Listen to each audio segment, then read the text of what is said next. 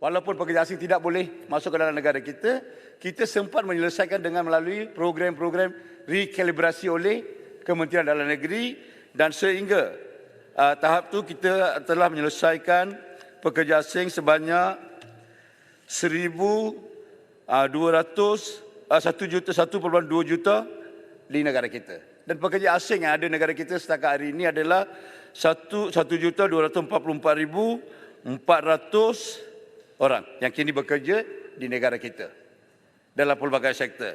Yang kedua, Tuan Yang di-Pertua, jumlah EVDR yang telah pun diluluskan oleh Kementerian Dalam Negeri dan akan masuk dalam negara ini dalam masa terdekat adalah sebanyak 238,943 orang yang telah diluluskan EVDR oleh KDN. Selain daripada itu, Tuan Yang di-Pertua, 644,379 orang telah pun sedang menjalani biometrik dan medical di negara-negara sumber.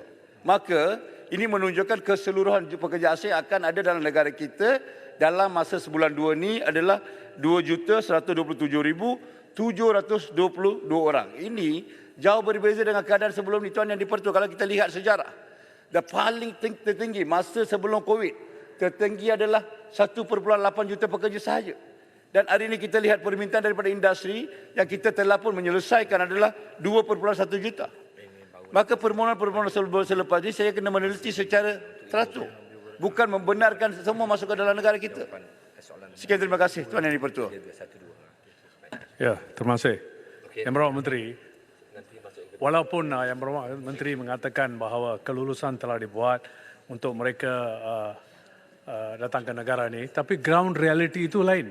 Macam 2 hari dulu di mana Master Building Association, lepas tu pemilik kelapa sawit, kedai kopi dan sebagainya, rentihan-rentihan mereka, ini semua real on the ground yang mengatakan bahawa pekerja tak sampai.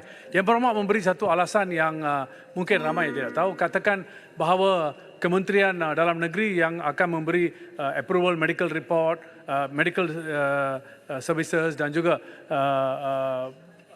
kebenaran mereka. Saya setuju. Tapi apakah peranan Yang Berhormat sebagai co-chair dalam komiti yang ada di mana KDN dan kementerian yang memainkan peranan sedemikian? Saya bila merujuk kerajaan, tiap-tiap kali saya akan hubung kepada Kementerian Dalam Negeri supaya mempercepatkan hal ini dan mensegerakan. Itu sebab bila kita dalam kerajaan, kita tidak ada masalah sedemikian. Yang Berhormat telah mengelirukan seluruh dunia, di mana Yang Berhormat mengatakan bahawa kita tidak berusaha untuk membuat MOU dan tidak ada MOU. Itu tidak benar, Yang Berhormat. Kita ada dengan Nepal pada 29 hari Oktober 2018. Saya sendiri pergi sign. Dan sebenarnya sebelum itu saya dah bagi tahu Yang Berhormat bahawa pekerja-pekerja domestik boleh dibawa dari soalan. Tak perlu Yang Berhormat. Soalan very clear. Yang Berhormat. Sesi soal. This is my floor, Yang Berhormat. Jadi apa yang dia nak politikkan semua hal. Dia tak ada modal, jadi dia buat hal ni. Yang Berhormat. Ya, Ipoh tunggu, Barat. sabar bro, sangga. Yang Berhormat, Ipoh Barat, jadi get direct to the point. Ya. Izin. Soalan yang saya ingin kemukakan, memandangkan ada aduan-aduan yang tertentu menunjukkan bahawa ada kelalaian oleh menteri. Kita mesti mengaku sedemikian. Yang kedua, menunjukkan bahawa tidak ada inisiatif untuk mengatasi sangat serius kekurangan pekerja di negara ini hingga melambatkan recovery dalam ekonomi kita. Ramai pekerja yang berada di negara kita adalah, yang pertama adalah daripada Bangladesh dan yang kedua adalah daripada Indonesia. Ini fakta. Yang kedua, apabila Ipoh Barat menjadi Menteri Sumber Manusia, mengumumkan moratorium terhadap pekerja Bangladesh pada 1 September 2018. Maka daripada 1 September 2018 sehingga beliau hilang kuasa, tak ada pekerja daripada Bangladesh masuk. Yang pertama, just dengar. Ipoh Barat dengar, lepas tu cakap, dengar dulu. Eksploitasi pekerja. Dengarlah dulu. Apabila saya sebut catatan tadi, dengarlah. You impose moratorium.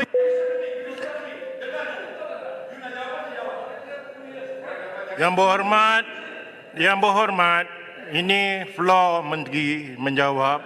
Please. apabila tukar pucuk pimpinan kerajaan, apabila kami mengambil alih, immediately COVID-19. Maka tiada pekerjaan. Maka sebab kecacatan ataupun tindakan diambil oleh Ipoh Barat, hampir 3 tahun kita tak ada pekerja asing daripada Bangladesh masuk ke negara kita. Dan semua dengar. 2 tahun you are responsible for 2 years. Dengar dulu baru respon. Dengar dulu. Why you jumping sebab you salah?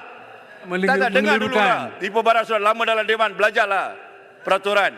Okey?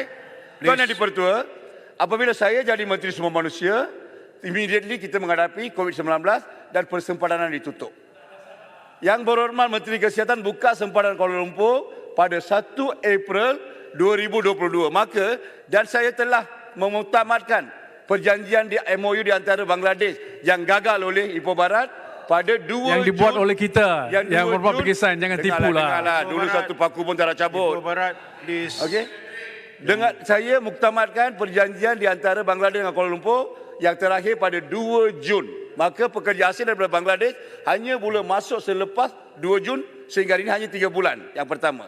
Dalam 3 bulan itu Yang di-Pertua, ada 6 flight daripada Bangladesh ke Malaysia dan 9 flight daripada Malaysia ke Bangladesh. Berapa ramai boleh masuk? Ya, sebab kegagalan Ipoh Barat mencacatkan satu 2 tahun dunia. moratorium. Tuan Yang di-Pertua, saya cabar Ipoh Barat. Cuba tanya kedai-kedai makanan. Apabila mereka berjumpa dengan beliau terus menghalalkan mereka, mengetam mereka jangan bagi pekerja asing.